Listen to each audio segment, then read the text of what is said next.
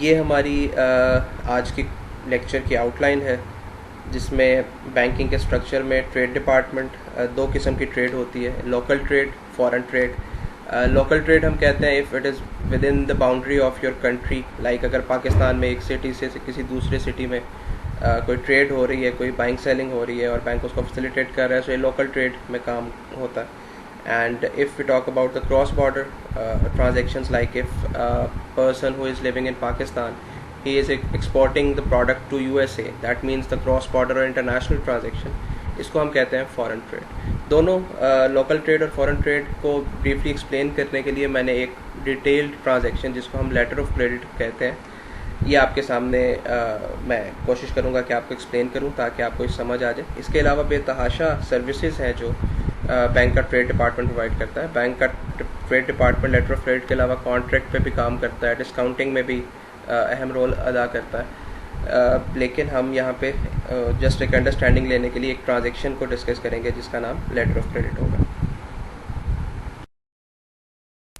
उनमें से पहला डिपार्टमेंट है trade department.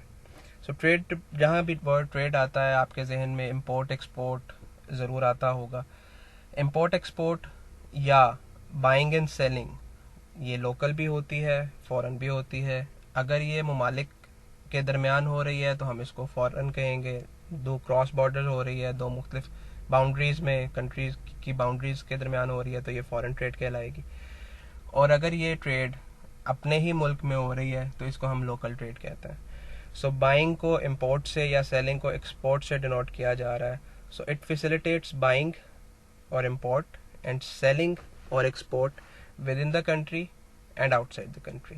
If it is within the country, it is local trade, and if it is outside the country, it is foreign trade. अब trade department bank में क्या काम करता है, या अगर कोई बैंक खुद तो ट्रेड नहीं करता, बैंक फैसिलिटेट करता है ट्रेड को।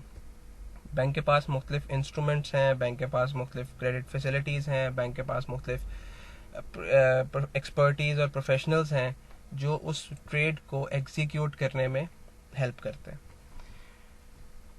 अब एक सिनेरियो बिल्ड करते हैं कि आपको, let's take an example that you live in Lahore, और आपको लाहौर में एक मोबाइल मार्केट है, हफीज़ सेंटर। आपको हफीज़ सेंटर मार्केट से कोई मोबाइल परचेज करना है।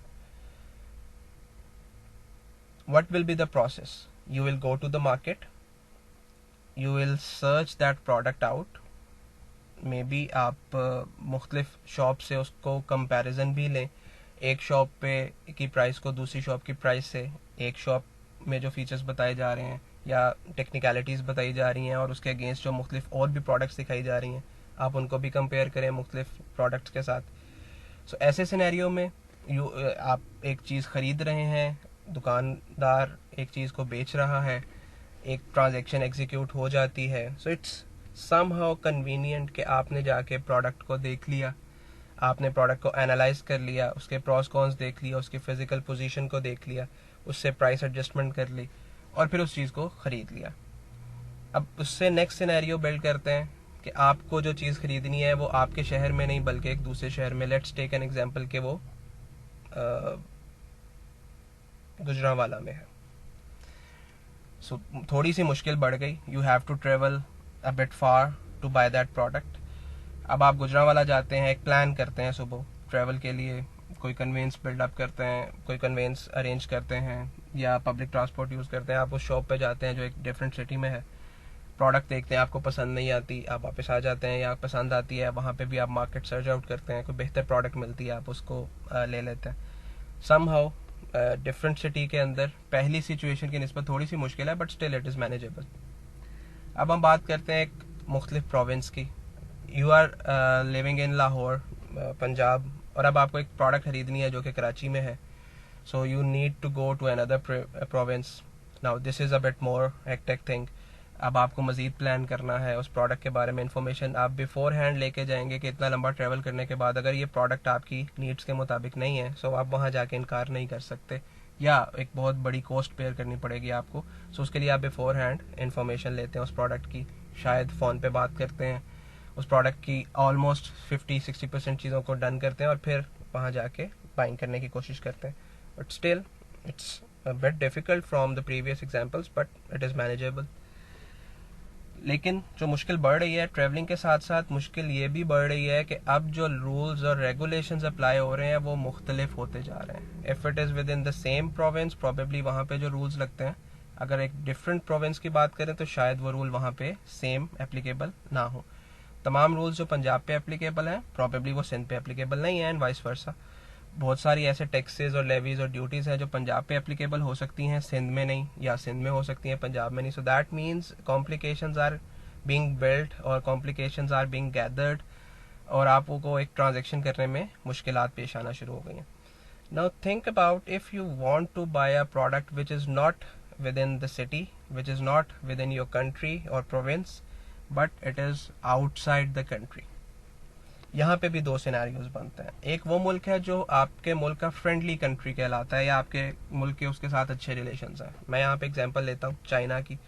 आप एक प्रोडक्ट खरीदते हैं जो चाइना से खरीदते हैं, आपका बॉर्डर साथ है, आप वहाँ पे ट्रेवल कंफर्टेबली कर सकते हैं. वीज़ा प्रॉब्लम्स हैं, लेकिन although they are not that strict जो बहुत सारे यूरोपियन कंट्रीज़ के कंपैरिजन में हो सकता है.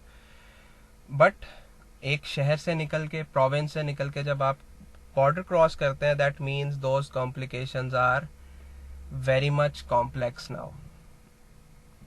उसके लिए अब आपको सिर्फ इंफॉर्मेशन नहीं, बहुत सारी मज़ीद चीज़ें जिसमें वीज़ा, ट्रैवलिंग, स्टे और प्रोडक्ट की मार्केट के बारे में, वहाँ के खाने के बारे में, और बहुत सारी चीज़ें मज़ीद भी देखनी है. और उस प्रोडक्ट के रूल्स रेगुलेशंस भी देखने हैं. क्या वो इम्पोर्ट की भी जा सकती है, क्या ऐसी प्रोडक्ट पाकिस्तान में लाने की इजाज़त भी है, क्या इतने फॉरेन एक्सचेंज रिजर्व्स बाहर के मुल्क जा भी सकते हैं. सो दैट मीन्स कॉम्प्लिकेशंस ज़्यादा हो गई. और इससे भी अगर हम ज़्यादा सिनेरियो की बात करें, एक ऐसा मुल्क जिसके टर्म्स आपके मुल्क के साथ अच्छे नहीं हैं. ट्रेड अलाउड है but they are not on a very friendly note. India, Russia, Israel maybe.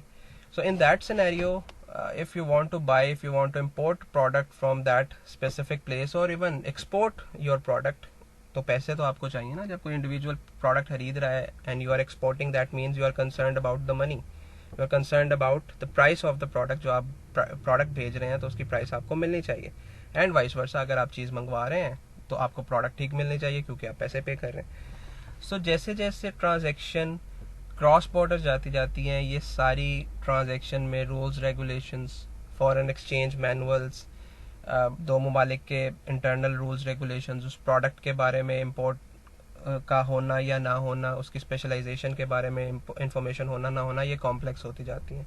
So trade department of the bank helps you to complete that transaction for you. Bank आपको specialised information भी provide करता है.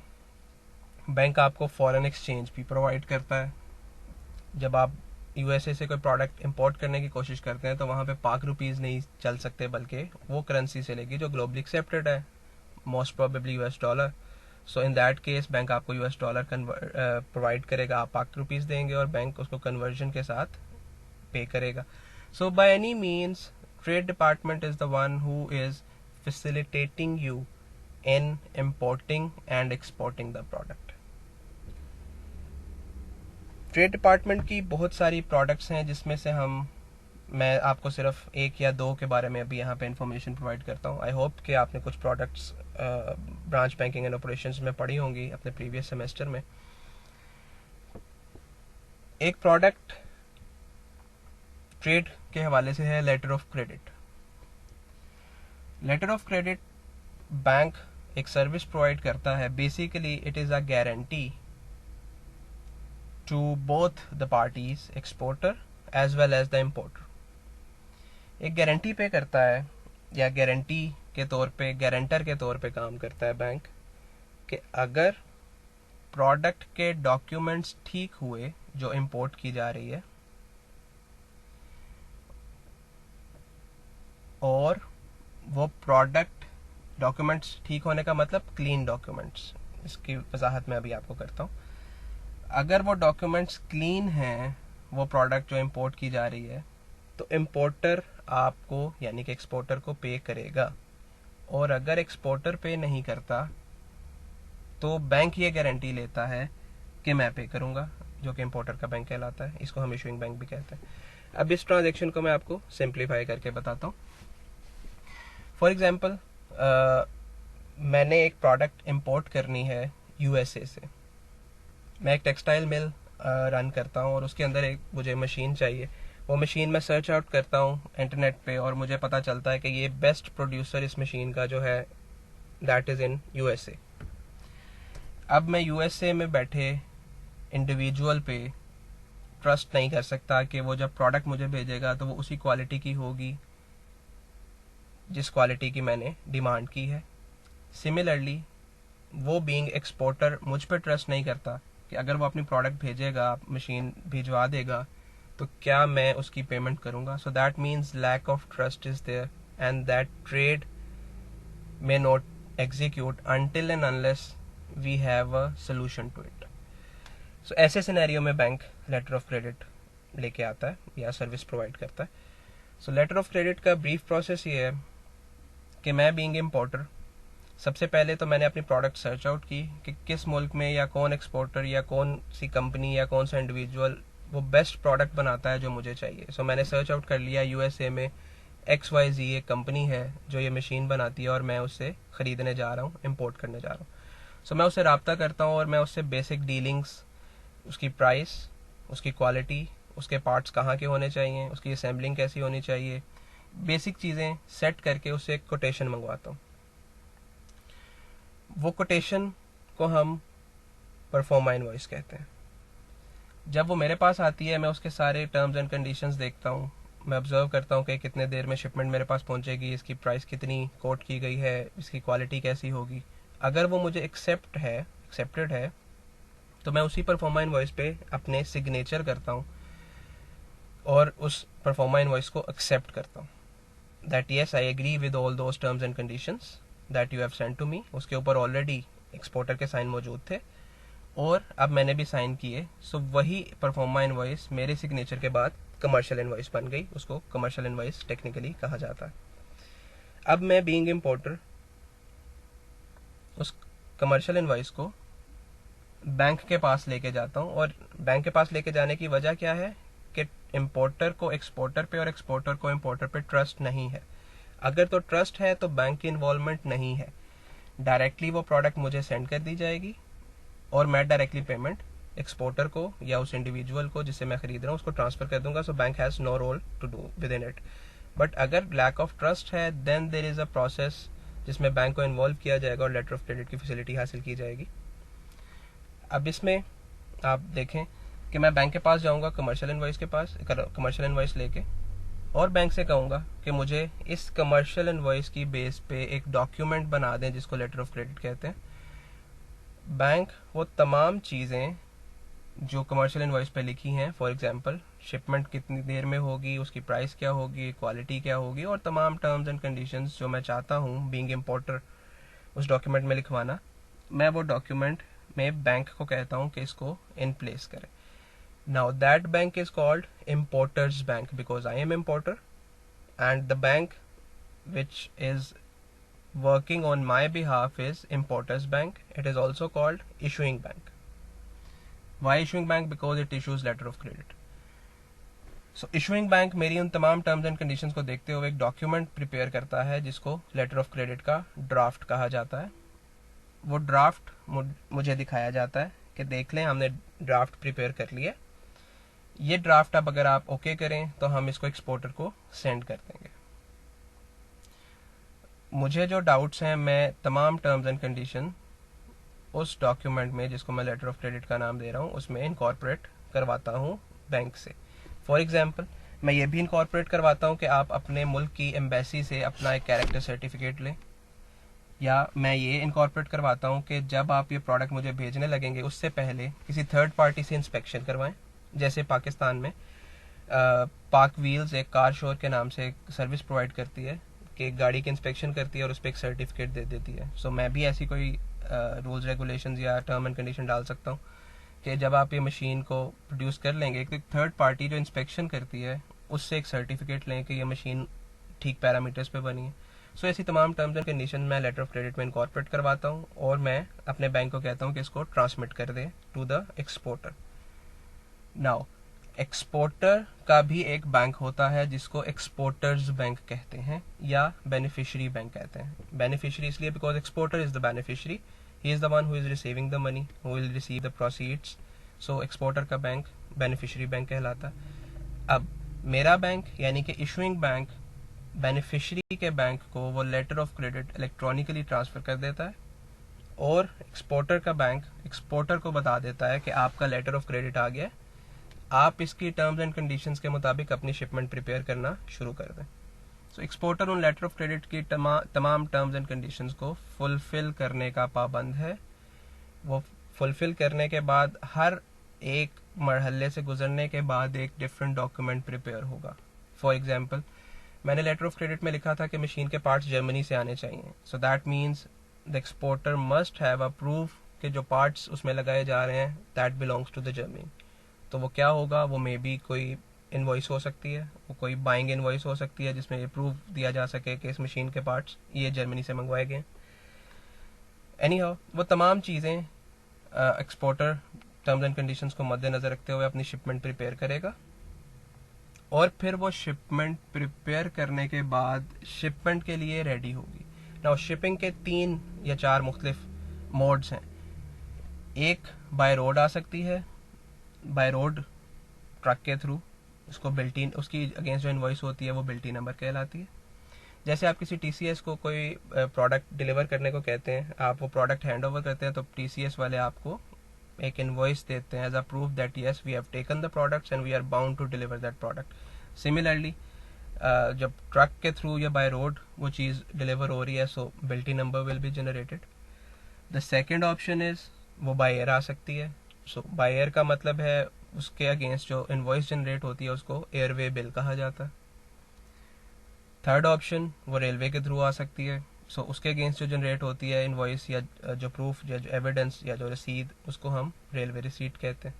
और जो most common used medium है cross border that is through the ship, through the सी।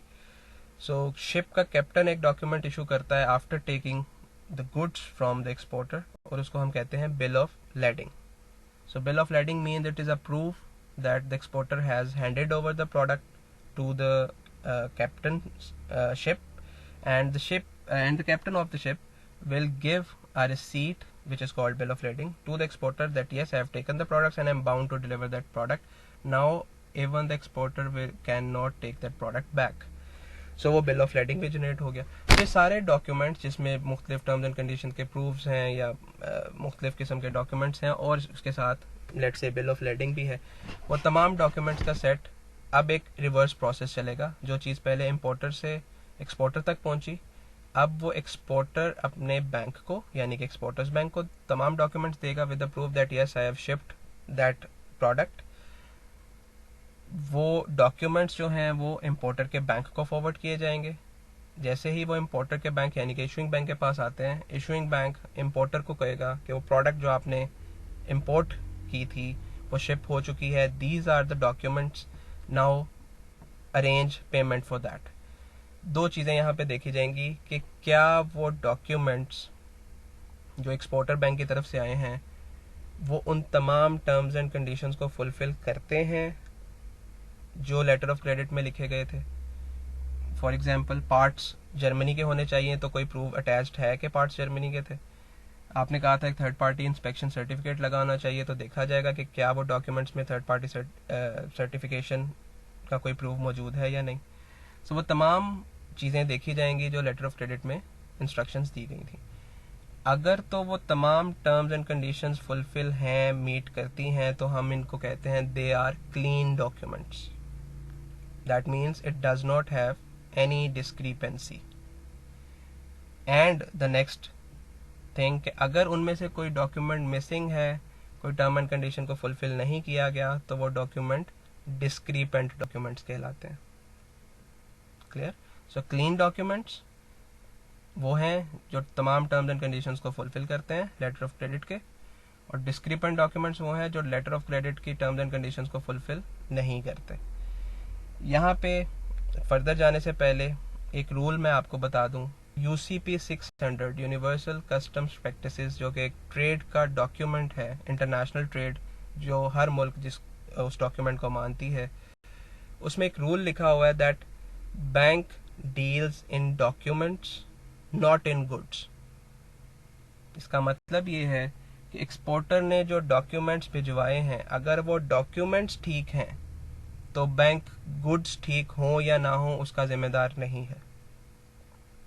मतलब अगर documents ठीक हैं जिसमें लिखा है कि वो पार्ट्स जर्मनी के हैं, थर्ड पार्टी सर्टिफिकेट भी लगा हुआ है, और जब वो प्रोडक्ट आती है और तो देखा जाएगा कि उसके प्रोडक्ट्स जर्मनी के बजाय चाइना के लगे हैं, तो ऐसे सिनेरियो में बैंक की रिस्पॉन्सिबिलिटी नहीं है। बैंक का ताल्लुक सिर्फ डॉक्यूमेंट्स के साथ था, प्रोडक्ट्स के साथ नहीं था। That will be another case कि फिर वो इम्पोर्टर एक्सपोर्टर पे सू करेगा, या फोर्ज डॉक्यूमेंट्स का, या मैनिपुलेटिव डॉक्यूमेंट्स का, या फेक डॉक्यूमेंट्स का, that is another story. But bank deals in documents not in goods, ये ट्रेड के हवाले से मैं आपको बता रहा हूँ। सो अगर वो डॉक्यूमेंट्स क्लीन हैं तो इम्पोर्टर का बैंक इम्पोर्टर को कहेगा कि पेमेंट अरेंज करें so that we can transfer the payment to the exporter. और यही गारंटी ली थी इशूइंग बैंक ने, एक्सपोर्टर को ये गारंटी दी थी कि जैसे ही आप मुझे क्लीन डॉक्यूमेंट्स भेजेंगे, मैं वो एज पर एग्रीमेंट पाबंद हूं कि इंपोर्टर से पैसे लेके एक्सपोर्टर को या आपको ट्रांसफर करूंगा। और अगर इंपोर्टर नहीं भी देता तो इंपोर्टर के बैंक की ये गारंटी है कि वो पेमेंट एक्सपोर्टर को जाएगी। सो ऐसा डॉक्यूमेंट लेटर ऑफ क्रेडिट कहलाता है। So what is letter of credit? It is basically a guarantee, an undertaking by the issuing bank, by the importer's bank, that if documents are clean, payment will be made to the exporter. Number one, it will be by the importer, and if it is not given by the importer, importer's bank will pay to the exporter. So this document is called letter of credit. So trade department की अभी मैंने आपको सिर्फ एक instrument, एक document, एक facility बताई जिसको लेटर ऑफ क्रेडिट का नाम दिया, कि बैंक ट्रेड को कैसे फैसिलिटेट करता है। एक सर्विस से, लेटर ऑफ क्रेडिट से एक्सपोर्टर को ये गारंटी देता है कि आपको पेमेंट मिलेगी अगर डॉक्यूमेंट्स क्लीन होंगे, और इम्पोर्टर को ये गारंटी करता है कि वो प्रोडक्ट जो आपने मंगवाई है वो तमाम डॉक्यूमेंट्स उसके ठीक होंगे। जो टर्म्स एंड कंडीशंस आपने लगाई हैं अगर वो फुलफिल नहीं होती तो ना आप पेमेंट करेंगे ना importer का बैंक पे करेगा। So this is one facility or this is one work which trade department is doing. Now trade department is a specialized department, operations department के अंदर नहीं है, अलहदा से इसकी हायरिंग होती है। या आप कह सकते हैं कि एक ब्रांच के अंदर अगर कोई ट्रेड ऑफिसर काम कर रहा है तो वो ब्रांच मैनेजर के अंदर होने के साथ साथ ट्रेड के एक स्पेसिफिक हेड के अंदर भी होता है, because it is a specialised work. उसने फॉरेन एक्सचेंज मैनुअल्स भी देखने हैं, उसने ये भी देखना है कि क्या प्रोडक्ट इंपोर्ट की जा सकती है या नहीं, ये भी देखना है कि किसी ऐसे मुल्क से इंपोर्ट की जा रही है जो बैन है, अगर बैन है तो लेटर ऑफ क्रेडिट इशू नहीं किया जा सकता। So there are multiple complex things which a trade department needs to do. So I hope कि लेटर ऑफ क्रेडिट और ट्रेड डिपार्टमेंट का कुछ ब्रीफ वर्क जो है आपको समझ आ गया होगा।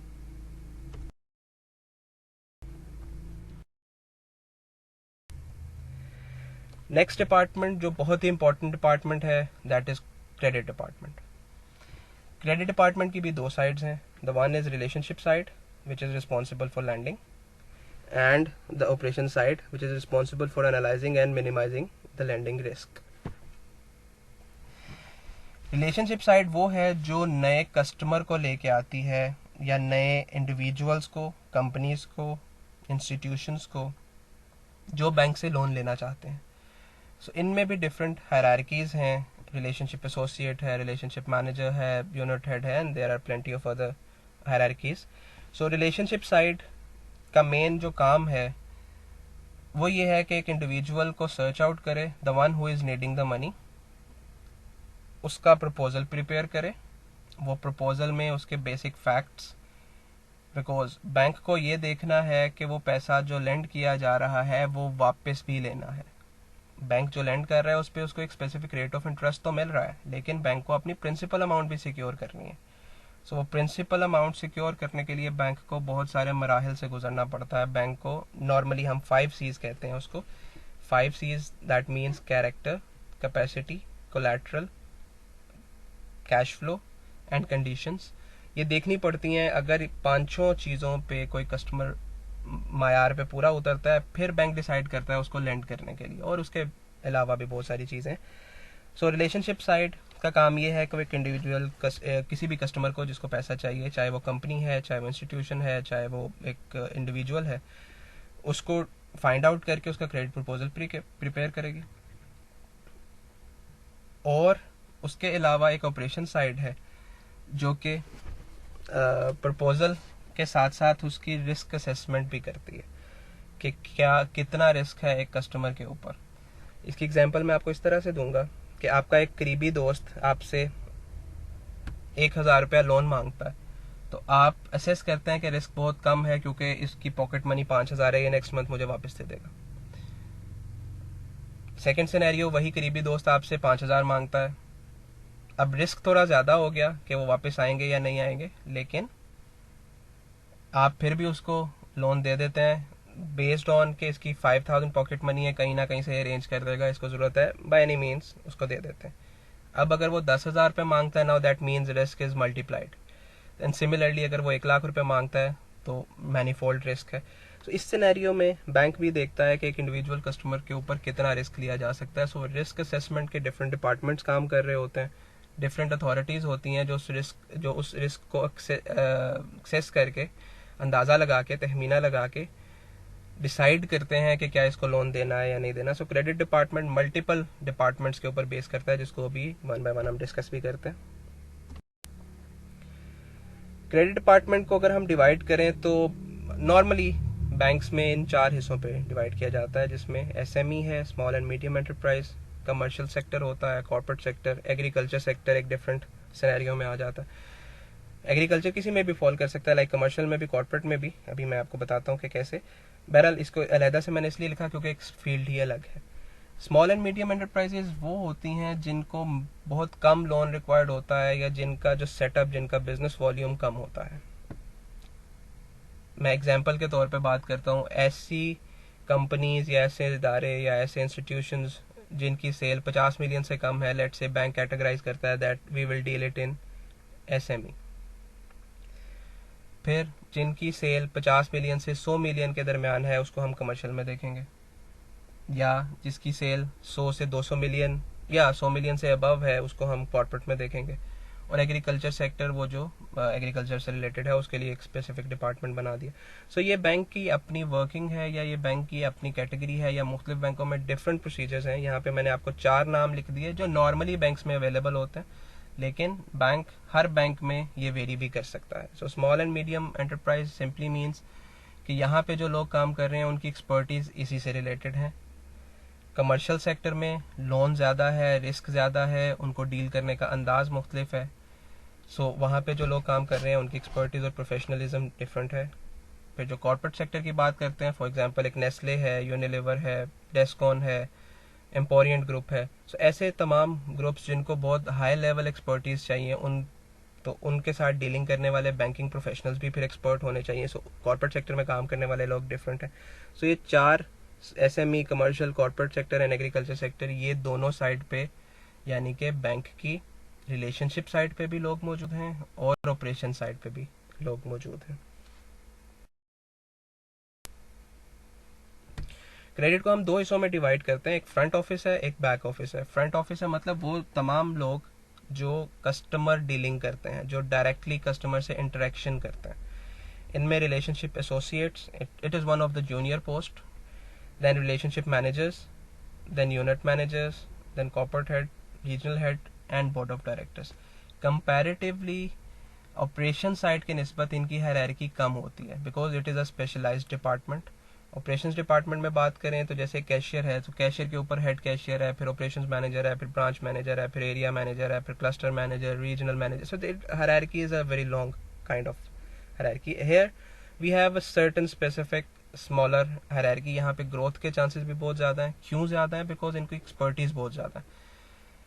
मैं अगर आपको एक एग्जांपल के साथ समझाऊँ, अगर किसी मीडियोकर से बैंक में 10,000 एम्प्लॉयज़ हैं, तो उन 10,000 में से 7 से 8,000 एम्प्लॉयज़ सिर्फ ऑपरेशंस के अंदर काम कर रहे होंगे, और 2,000 वो लोग होंगे जो ट्रेड में या क्रेडिट में काम कर रहे होंगे। सो अगर आप कंपैरिजन करें तो बहुत कम लोग ऐसे होंगे जो इस फील्ड में स्पेशलाइज्ड हैं।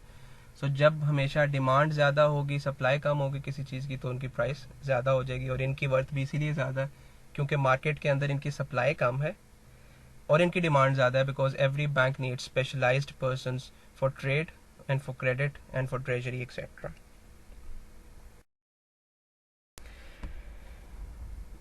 फिर एक अप्रूविंग अथॉरिटी है क्रेडिट लोन की। सबसे पहले मैंने आपको बताया एक ऐसे इंडिविजुअल जो कि टारगेट करते हैं न्यू कस्टमर्स को कि आप जिनको लोन चाहिए।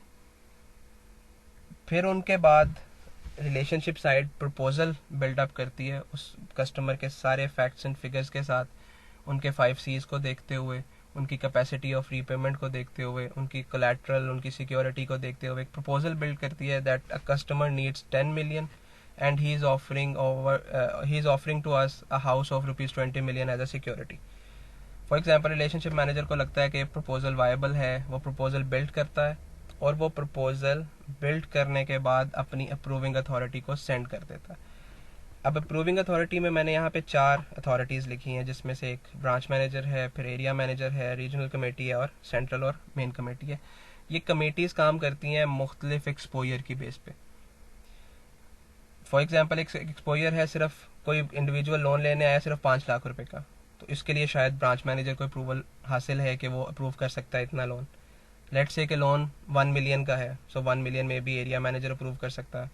50 million तक का लोन है, शायद कोई रीजनल कमेटी अप्रूव कर सकती है, और अगर 100 million से ऊपर लोन है तो शायद सेंट्रल और मेन कमेटी। सो मुख्तलिफ बैंक की मुख्तलिफ पॉलिसीज़ हैं जो based on exposure, based on risk, based on amount of lending मुख्तलिफ अथॉरिटीज़ बनाती हैं कि कौन इस चीज़ को अप्रूव कर सकता है। ये ऐसे ही है जैसे एक एप्लीकेशन, एक लीव एप्लीकेशन। एक लीव एप्लीकेशन को कुछ जगहों पे टीचर अप्रूव कर सकते हैं, कुछ जगहों पे हेड ऑफ डिपार्टमेंट, कुछ जगहों पे प्रिंसिपल, कुछ जगहों पे रजिस्ट्रार ऑफिस, कुछ जगहों पे vice chancellor office.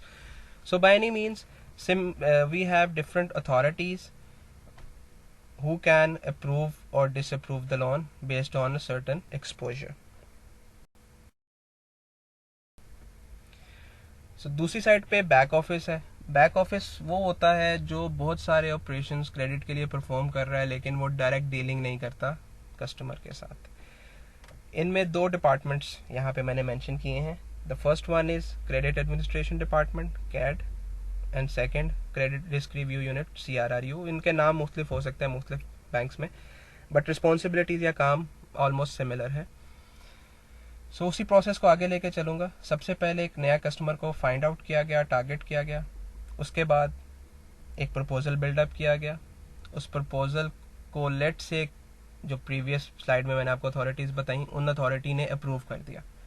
Now that was only a document. एक क्रेडिट प्रपोजल बनाया गया था कि एक इंडिविजुअल को 10 million लोन दिया जाएगा, उसके अगेंस्ट 20 million का एक घर सिक्योरिटी के तौर पे लिया जाएगा, और वो प्रपोजल कमेटी ने अप्रूव कर दिया। अब वो तमाम चीज़ें जो क्रेडिट प्रपोजल में लिखी गई थी वो एक्चुअल फेज में और एप्लीकेबिलिटी वाली साइड पे आएंगी। क्या एप्लीकेबिलिटी वाली साइड के पहले बैंक अपनी सिक्योरिटी को परफेक्ट करेगा। वो सिक्योरिटी जो 20 million का एक घर है उसकी तमाम डॉक्यूमेंटेशन करेगा। वो डॉक्यूमेंटेशन क्या है, देख उसके लिए फर्द is a document which shows the ownership और it is the title document. फर्द एक ऐसा डॉक्यूमेंट होता है जो पटवारी इशू करते हैं और उसमें लिखा होता है कि प्रॉपर्टी किसके नाम पे। सो बैंक सबसे पहले वो फर्द हासिल करता है और देखता है कि ये प्रॉपर्टी जो हमें सिक्योरिटी के तौर पे दी जा रही है ये उसी के नाम पे है जो लोन ले रहा है। फिर उसके बाद उसके ऊपर एक चार्ज क्रिएट किया जाता है SECP के थ्रू, जिसको हम मॉर्टगेज चार्ज कहते हैं। इसकी डिटेल आई होप कि आपने ब्रांच बैंकिंग में पढ़ी होगी।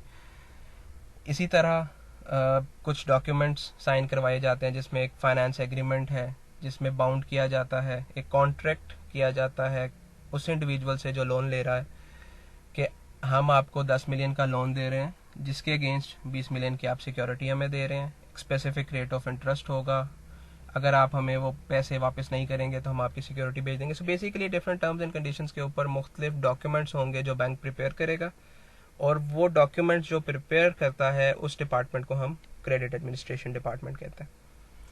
सो वो डॉक्यूमेंट्स प्रिपेयर करने के बाद फ्रंट ऑफिस में दिए जाते हैं, फ्रंट ऑफिस के रिलेशनशिप मैनेजर को दिए जाते हैं कि अपने कस्टमर से साइन करवाएं और साइन करवा के हमें वापस रिटर्न करें।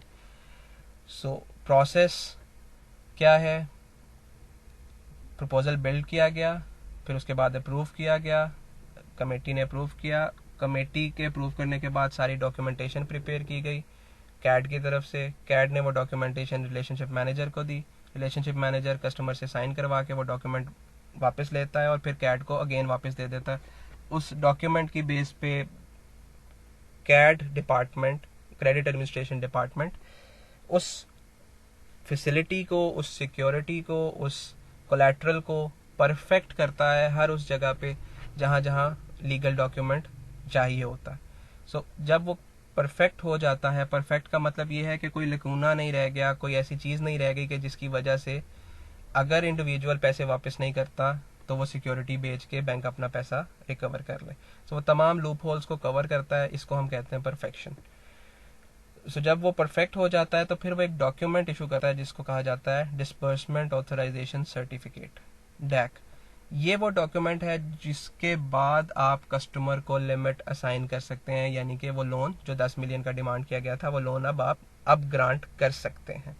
सो वो डैक लेने के बाद ये कैड डिपार्टमेंट जब डैक इशू करेगा रिलेशनशिप मैनेजर को, रिलेशनशिप मैनेजर उस डैक की बेस पे कस्टमर के अकाउंट में एक लिमिट फीड करेगा, जो कि मैंने एग्जांपल में आपको 10 मिलियन बताई। अब कस्टमर वो 10 मिलियन यूज कर सकता है। तो this is the working of credit administration department. फिर उसके बाद एक डिपार्टमेंट है which is called credit risk review unit.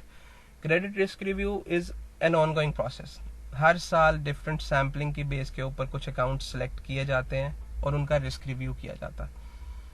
एक रिस्क रिव्यू है जो प्री डिस्पर्समेंट रिस्क रिव्यू है, जैसे रिलेशनशिप मैनेजर कर रहा है या कमेटी कर रही है या अप्रूविंग अथॉरिटी कर रही है या कैड कर रहा है। ये वो तमाम चीज़ें जो लोन लेने से पहले रिस्क असेस किया गया। लेकिन ऐसा भी तो हो सकता है कि तब सब ठीक था, लेकिन जब लोन ले लिया गया उसके बाद कस्टमर की कंडीशन ठीक नहीं है, उसके फाइनेंशियल स्टेटमेंट्स ठीक नहीं है, उसको प्रॉफिट की बजाय लॉस होना शुरू हो गया।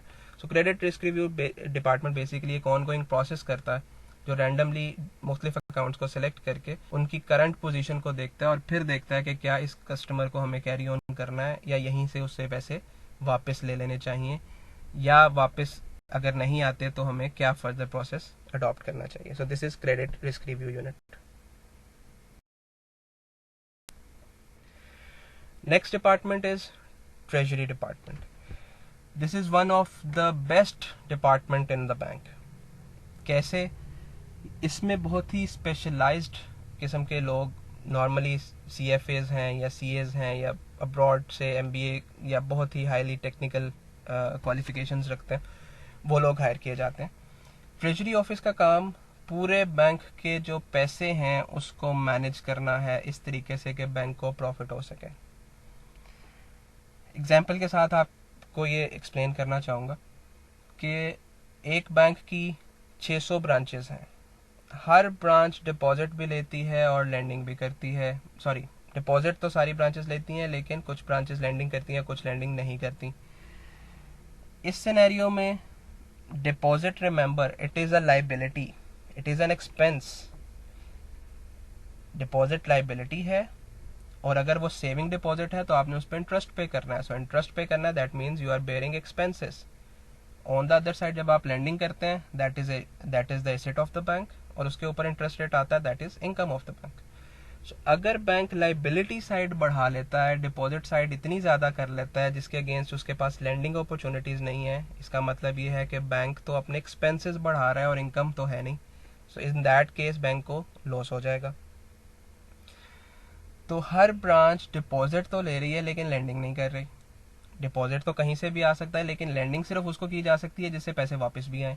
सो ऐसे सिनेरियो में हमेशा ब्रांच के पास, कुछ ब्रांचेस के पास सरप्लस और कुछ ब्रांचेस के पास डेफिसिट रह जाता है। फॉर एग्जांपल, ए ब्रांच ने 100 मिलियन का डिपॉजिट लिया, 50 मिलियन की लैंडिंग की, सो 50 मिलियन स्पेयर पड़ा है, 50 मिलियन एक्सपेंस बेयर करेगा। बी ब्रांच है जिसने 100 मिलियन का डिपॉजिट लिया और 150 की लैंडिंग कर दी, तो इसका मतलब है उसको 50 मिलियन मजीद चाहिए। सी ब्रांच ने 50 मिलियन का डिपॉजिट लिया, 200 मिलियन की लैंडिंग कर दी, उसको 150 मिलियन और चाहिए। डी ब्रांच ने 500 मिलियन का डिपॉजिट लिया और वहाँ पे कोई भी लैंडिंग नहीं है, सो इसका मतलब है उसका 500 मिलियन स्पेयर है, उसको कहीं ना कहीं इन्वेस्ट करना है सो दैट उसके ऊपर एक्सपेंस के अगेंस्ट इनकम भी जनरेट हो। सो ट्रेजरी डिपार्टमेंट वो डिपार्टमेंट होता है जो तमाम बैंक के एंडिंग बैलेंस को अपने पास लेता है। किसी के पास सरप्लस है और किसी के पास डेफिसिट है। जिसके पास डेफिसिट है उसको दूसरी ब्रांच से कवर करता है, और जो एवेंचुअली ज़्यादा डिपॉजिट, नॉर्मली ज़्यादा डिपॉजिट मौजूद होता है लैंडिंग से, क्योंकि लैंडिंग अपॉर्चुनिटीज़ इतनी नहीं है जितनी डिपॉजिट अपॉर्चुनिटीज़ हैं। सो डिपॉजिट जितना भी बचता है एग्रीगेट होके, ये 600 अरब भी हो सकता है, 700 अरब भी हो सकता है। एक मीडियोकर से बैंक के पास 4 से 500 अरब का डिपॉजिट होता है। सो वो 4 से 500 अरब कहाँ इन्वेस्ट किया जाए? क्या उससे बॉन्ड खरीदे जाएं? क्या उससे ट्रेजरी बिल्स खरीदे जाएं? क्या उससे फॉरेन एक्सचेंज खरीदा जाए? क्या उससे शेयर्स खरीदे जाएं, और खरीदे जाएं तो कौन से खरीदे जाएं? सो ये वाला सारा डिसीजन है, एक डिपॉजिट को, पैसे को, 600 अरब को, 500 अरब को कहाँ इन्वेस्ट करना है इस तरीके से कि उससे प्रॉफिटेबिलिटी जनरेट हो, ये सारा काम ट्रेजरी डिपार्टमेंट करता है। आपको लग रहा होगा कि ट्रेजरी डिपार्टमेंट एक बहुत बड़ा डिपार्टमेंट होगा, बट ऐसा नहीं है। ट्रेजरी डिपार्टमेंट में काम करने वाले लोग सिर्फ 20, 25, 30 होते हैं most of the times, because it is a professionally specifically expert department, और यहाँ पे decision making with in seconds करनी होती है। आप एज्यूम करें आपके पास 400 अरब का डिपॉजिट है और आपने डिसाइड किया कि आप डॉलर खरीदेंगे। डॉलर का रेट इस टाइम है, एक एग्जांपल बता रहा हूँ, 150 रुपये 150.0001। सो मैं 4 डेसिमल तक इसकी रेट बता रहा हूँ। आपने डिसाइड करना है विद इन सेकेंड। लेट से आप डिसाइड नहीं कर पाए और आपने 5 मिनट बाद डिसाइड किया, और वो जो डॉलर का रेट था वो अब 150.0002 हो गया, मतलब 4 डेसिमल पे सिर्फ एक का इंक्रीज हो गया। तो अब आप उसको 400 अरब से मल्टीप्लाई करें तो देखें कि आपने कितनी कॉस्ट इंक्रीज कर ली अपनी। So this is what treasury department is all about. They need to be very expert in their decision making, and they are the ones who are actually doing important work towards the profitability of the bank. So this is treasury department. अभी तक हमने जो discuss किया ये सारे वो working departments हैं जो सिर्फ और जो नॉर्मली फाइनेंशियल इंस्टीट्यूशंस में काम करते हैं या स्पेसिफिकली बैंकिंग में काम करते हैं। इसके बाद अब हम एक जनरल, क्योंकि मैं आपको एक पूरे बैंक का ओवरव्यू बता रहा हूँ, तो कुछ ऐसे डिपार्टमेंट्स की बात भी करता चलूँ जो बैंक में मौजूद तो हैं, लेकिन ये वो डिपार्टमेंट्स हैं जो हर ऑर्गेनाइजेशन में मोस्ट ऑफ द टाइम्स मौजूद होते हैं। इससे पहले जितने डिपार्टमेंट्स हमने पढ़े वो स्पेसिफिकली बैंकिंग से रिलेटेड थे। सो ऑडिट डिपार्टमेंट क्या है? They are the ones who make sure about the compliance of all rules and regulations of the bank's internal policy as well as regulatory requirements.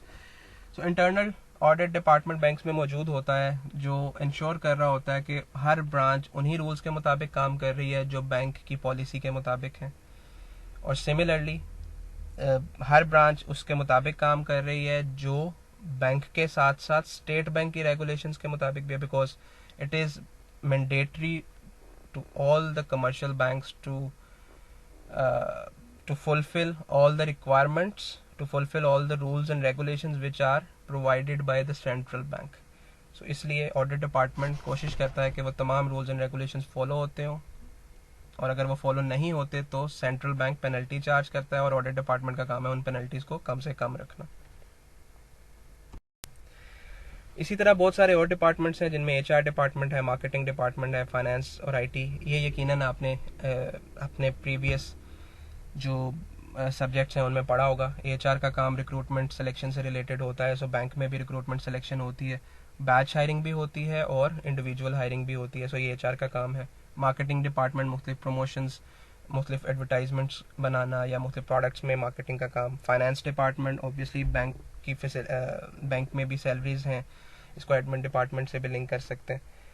So finance department जो है वो financial matters से deal करता है। और lastly IT department, bank के अंदर जो सॉफ्टवेयर यूज होते हैं they are very specialised, because financial transactions हैं, तो यहाँ पे कोई भी लूप होल नहीं छोड़ा जा सकता जिससे हैकिंग या अकाउंट्स में कोई भी मैनिपुलेशन की जा सके। सो IT department is another department. Now so far we have discussed all the departments of the bank. मैंने आपको briefly तमाम डिपार्टमेंट्स की हायरार्की या तमाम डिपार्टमेंट्स की इंफॉर्मेशन बताई, सो दैट कि अब जब भी किसी ट्रांजैक्शन की बात हो या जब भी किसी एक ऐसी सिचुएशन की बात है जिसमें बैंकिंग का जिक्र है, सो आपको पता हो कि कौन सा डिपार्टमेंट इसके अंदर इन्वॉल्व होगा. It is not only important for your subject but also for your life, because bank एक ऐसा इदारा है जिससे गाहे बगाहे, चाहे आप जॉब कर रहे हैं चाहे आप बिजनेस कर रहे हैं, सो आपका वास्ता रहेगा. So you should know all the details that how a bank works and how different departments of the bank are working. So I hope कि आपको ये सारी चीज़ें समझ आ गई होंगी. सो नेक्स्ट लेक्चर में हम अगले टॉपिक को लेके चलेंगे. Stay blessed.